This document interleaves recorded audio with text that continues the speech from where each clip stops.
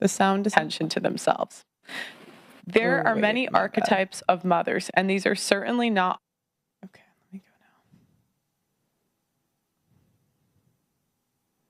go now. No, I'm sorry? I don't even know right now. It's hard for her to know how to feel when it's been pumped in her head for 16 years. Something that Don't didn't start happen. that, please. It's not your fault. Stop. And how do you, are you glad to know the results? I still don't think my mom's lying to me. You said you wanted the poly results, and you have them. And you heard me say that I believe your mother is well-intentioned. Yeah. I love my mom. And nobody is asking you to do anything other than have love and loyalty for your mother. I hope this can be taken off the table, and you and your mother. And one thing that really surprised me in my year of doing interviews was how often women would tell these outlandish stories that had no basis, and how often false accusations happen. When I was growing up, I always thought it was a one-off, or if a woman said a crazy story, I would assume it was true. I wouldn't think people lied about that. But in my year of shows, every other woman, maybe that's an over-exaggeration. I would say at least one woman a show, or every other show, a woman said that she was abused.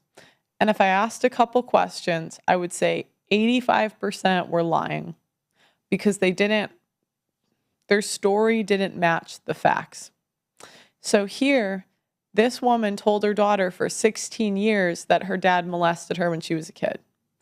You would be shocked how many accusations like that happen.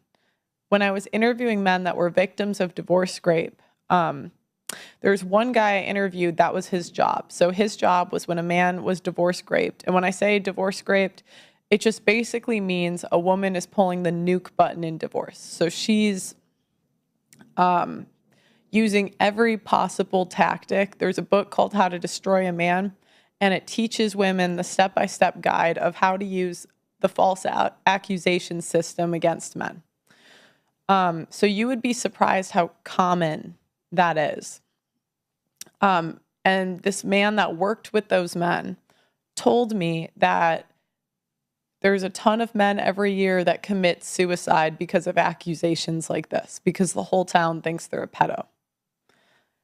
And a lot of times, because family court is not based on evidence, it's based on a balance of probabilities, those men can still lose access to their children. So a lot of times women go to family court where they know they don't actually need evidence. They pull these accusations. They may even post on social media about how the dad did that. They ruin this guy's reputation. Some of them even go so far to say this stuff to the man's friends and families. And a lot of these guys get so overwhelmed because, you know, some of them are older, some of them are in their 50s, that they just end up committing suicide. The average age of first suicide is, I think, 45 for men.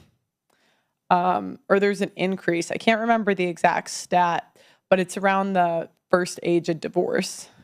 Because a lot of guys, they get to that age, you know, and they see, oh, I have to start over, and I have maybe 20 years left. It might just be easier to, you know, so